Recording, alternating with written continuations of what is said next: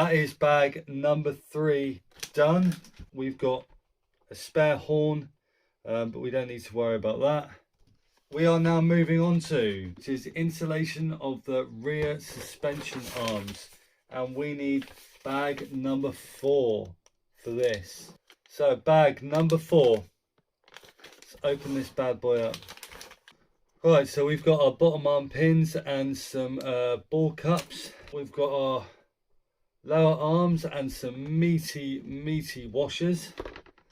And then we have got our bag of hardware. And then we've got our toe blocks. And I don't know what these other things are. And I believe these will be shims that go underneath. So to start off with, building up the left and right arms. If you look, you can see ever so slightly these holes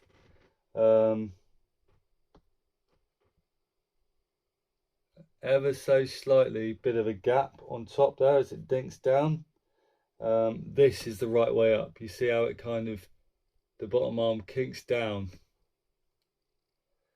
That means that that's the right way up. We want 45A for this. The ball end is going to go in the lower arm mounting hole, and that is the second one in. And then we have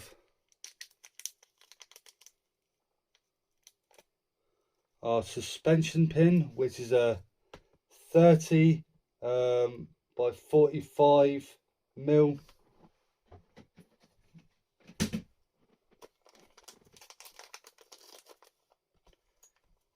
With our, what do they call them? Suspension mount balls that go on the ends. So these are great because they fit on the end, and then they go into the toe block. The RMX 2.5 RS and like the upgraded aluminium use these style ones, and they're a lot better for the tolerance. So it's, yet again, it's amazing to see the attention to detail on a so-called like starter chassis. It's things like this that make the difference. So we've got 2 of these either side and the pins either side, and then we have got spacers either side of these. It says you want to put a 6mm and a 2.5 the front, and then you want to put the 2.5 at the back. So I've got some 3mm aluminium washers, and I've also got some 2.5mm washers here. So I am going to use these instead of the plastic ones. So we need 4 of these 2.5mm, and they go one either end. And then we are going to use, instead of the 6mm plastic washers, we're going to use 2 3mm ones at either end, and they go on this end here like this. I'm going to put the rod through bottom arms like so, and then we've got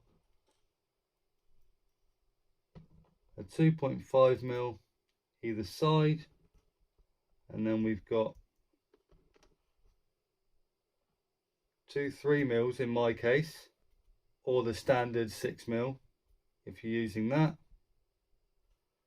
So you've got that essentially. That's the bottom, that's facing this way. So I'll repeat this with the other arm. So once we've got the arms built, we can then get our toe blocks, and we have got 61.2mm and a 62mm. Okay, so the 62mm goes at the rear, and then we've got these, what do they call them? suspension mount supports. They go either side, and they screw all together using the M3 12mm. We've got these supports that go in face downwards. You can see there, they're a little bit lower there, and they are going to go in the middle hole wise. I already love the way this looks. The way it goes together seems amazing. Now that we've replaced the stock plastics, there's very little play there. Like maybe might be able to fit like a 1mm or a 0.1mm or a 0.25mm shim in there to take out some of that. But to be honest, like I said beforehand, I'm not going to get too crazy with it. This is like fine for me, do you know what I mean? And we can just kind of go from there. So now we've got that all built up, and we now know that this is the rear. I'm guessing we can just move on. We are going to install this using every hole on the back here apart from these two, which will be for the bumper. So we've got 1, 2, 3, 4, 5, 6. There you go. You can see nice and free, no worries there. You can see the mounting points there. And now we're going to be putting this to one side because we are moving on to bag number 5, and straight away we can just see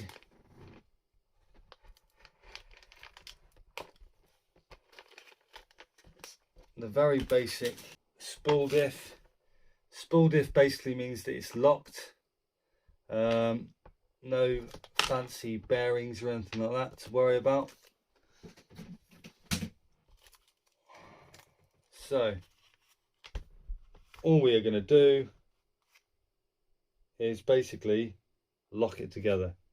The RDX spool itself goes this way around, and then we've got our 52 tooth spool gear.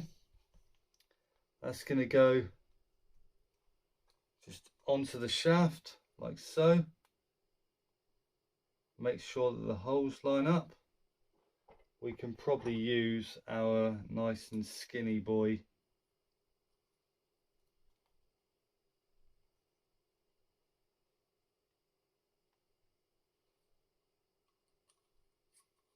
just to make sure that it's located. And then we're simply going to take the 4 M318 screws. So you've got 2 longer ones left over, and then we are going to screw these into the diff, and that's going to hold it all together. So to make sure, it's always, as a side note, this is a spinning thing and we don't want it coming loose, chewing anything up.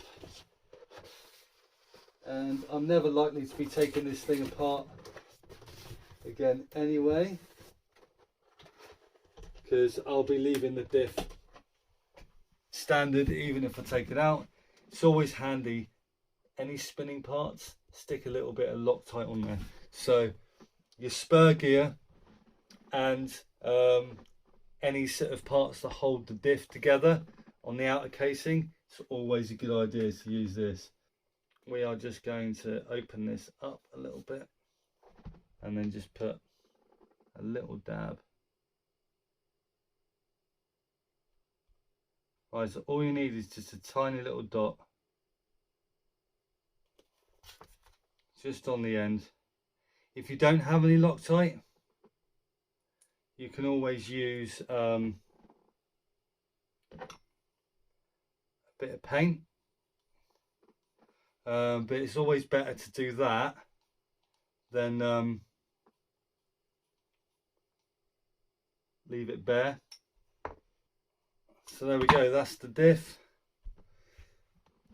And then on the opposite side, the spool cup, either side, and then the bearings. There we go. It's completion of the spool assembly. Very, very simple. And we also have 2 screws left over. And now we can move on to bag 6. And that's assembling the gear case. Right, bag 6 is a big boy. There's all kinds of wonders in here. And this should see a lot of the rear ends done. Yeah, there's the motor mount, there's gears, there's the gearbox housing, all kinds of stuff. So to start off with, we are going to be making 2 sets of these, what do they call them? A gear idler. So this uses these 2 idler gears, and then we've got 4 bearings. So that's 1, 2, 3, 4, and then another one that goes on the gear shaft itself, another pair that go on the gear shaft. So we're just simply going to open up this bag with the bearings. We're going to press the bearings in either side like this.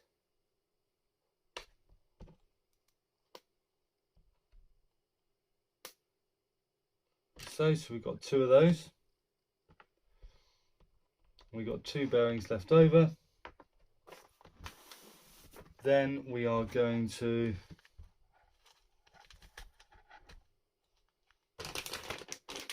open up this other big bag, which is the main housing and the winter style quick change section. We've got 2 pieces of housing, one that's got like the wider section on and one that's slimmer. This is the cover that goes on, and this is the piece that we want to start off with. So holding it upside down like this, our aluminium top shaft, which is going to go in this way, and then we've got the bearing that goes on up to there, and then that is going to go into this end portion here, and then we've got our 2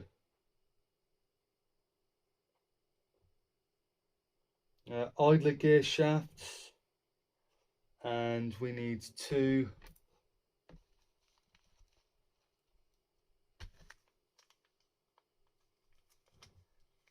8mm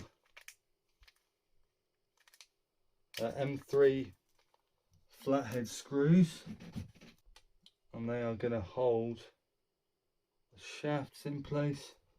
Oh, these shafts actually press on, like press into the housing.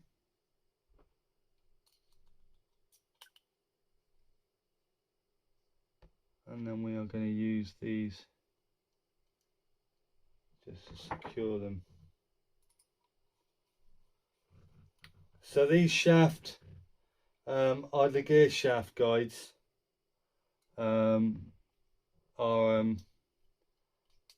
threaded standoff spacers. So we've got them all on like that, and then we can put the 2 idler gears in like this, like so.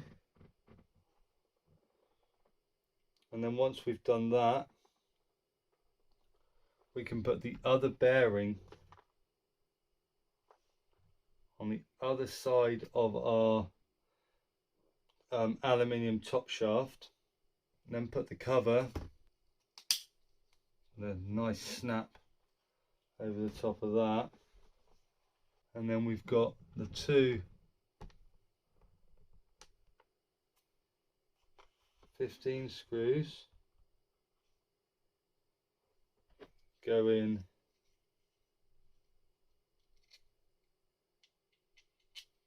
so M15 screws go at the end here, and then the other 8mm countersunk screws go in the other end of those idler gear threaded standoff spacers.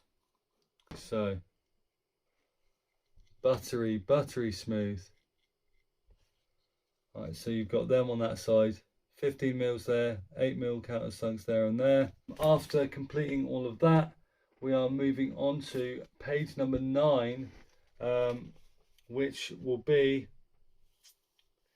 finishing off with, we got an M3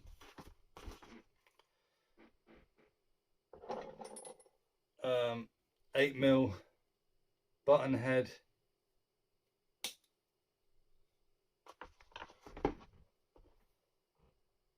and this little cover. So that just puts that little cover on the top there. So now turning the gearbox round, we're looking for this hole under here, and there is this part of the tree here which has got this funky looking mount, and then to fix this from either side, it's a 2 M3 by 12 button heads. Can already see there's a lot more confidence to be had out of using this style gearbox than the RMX. You don't hear of people stripping gears on these as much. So with that mounted, and that's for the long battery, so I don't have to worry about that. We can move on to page 10, which is going to be the installation of our spool with our, so literally we can just drop this in here, make sure it is all seated right, lovely jubbly, and then we've got a case cover, which is the last piece of this sprue, on like this, like that. And all you do is you whip out these 4 screws and you can just pull your diff out. Have a different diff or a different style setup diff for different reasons. You could quickly just swap it out, different tracks. The spool diff goes in there nicely. The Rhino Racing one does, so if you wanted to, you could be mental and have like several Rhino Racing diffs built with different springs and oil weights and just swap them in and out like a nutter. So yeah, really buttery smooth, really good there. So now that we've got that all built like that, that's how it will sit on the deck. We are now moving on to, so you've got 2 motor positions. Normal, which is like front facing, got this nice aluminium piece that the motor is going to sit on. So you'd either, with the ears facing upwards and going over the shaft here, you'd either have the motor forward like that, or if you want it as the high motor, then you flip this round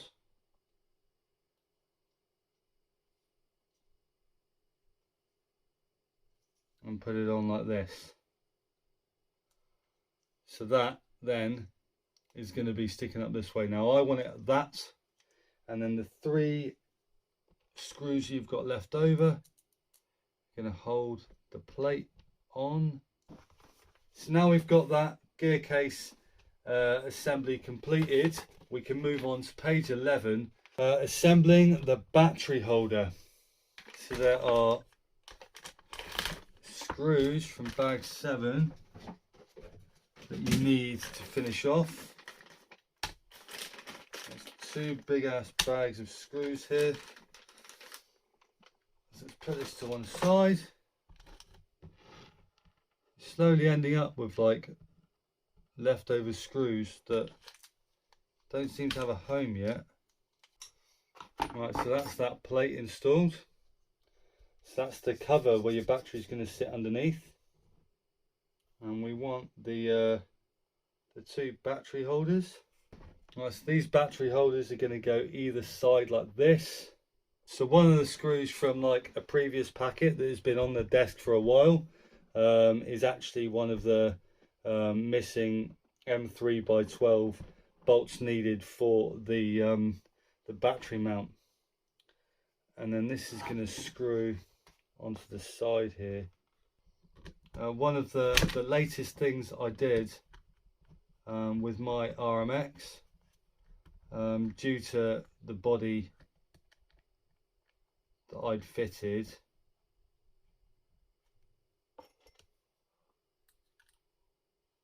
was to change around where I had the ESC mounted, and I put it back underneath the motor, and changed the weight ratio to a lot closer to pretty much bang on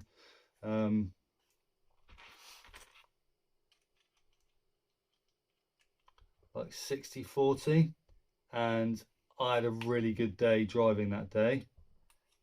So we're going to see, I'm building this with in mind to probably want it about 60-40, like not too like rear heavy.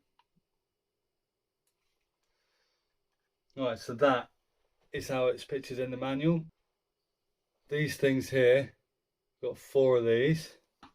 Right, so that's the bits on the end there, and the idea is that once they're installed, and there's some spacers if you need them longer, there is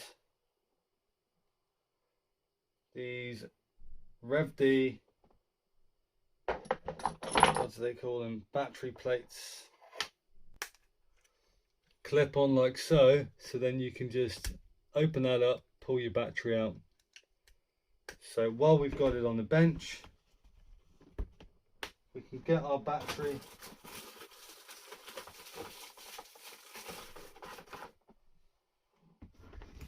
slot him in there and see if we need to space anything. Right, so now my calculations are correct.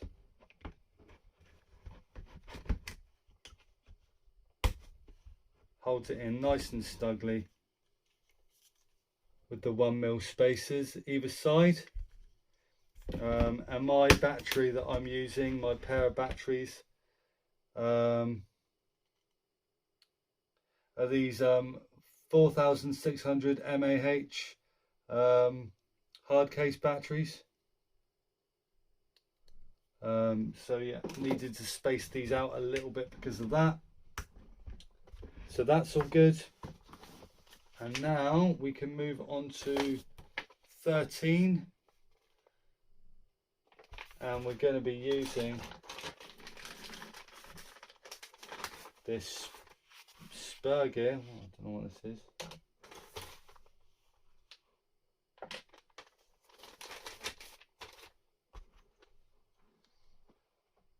So we've got the 84 tooth RDX spur gear, and it is a spur gear and holder all in one. A lot of people like to change these. I believe there is already kits out there to change to a normal spur gear mount and the spur gear, but for what I need, I've got everything, so that's fine. Pin goes to the end of the gearbox top shaft, and then spur gear goes on and locks in place with that pin. And then over the top of that,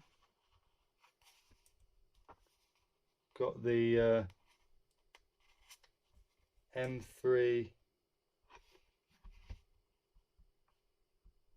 nylock nut, which is just going to go on over the top. Now, like I said earlier about things spinning, and wanting to make sure you use like Loctite or something, because this is a nylock nut, you don't have to use any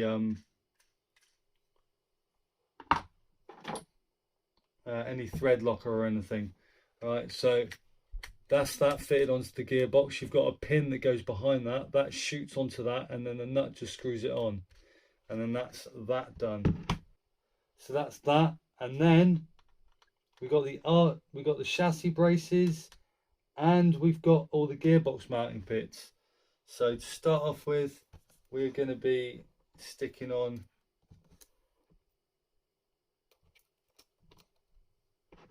the gearbox. The gearbox is just going to sit on nicely like this. You can see very obviously where all the points are to screw them all on. That's it. Now we've got that all attached.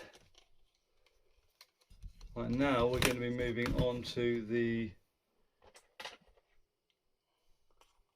chassis braces. Now there is 4 of these. So that's it. That is everything attached to the chassis and the bracing. So we've got completion of short lipo horizontal battery mount installation. So that's all done.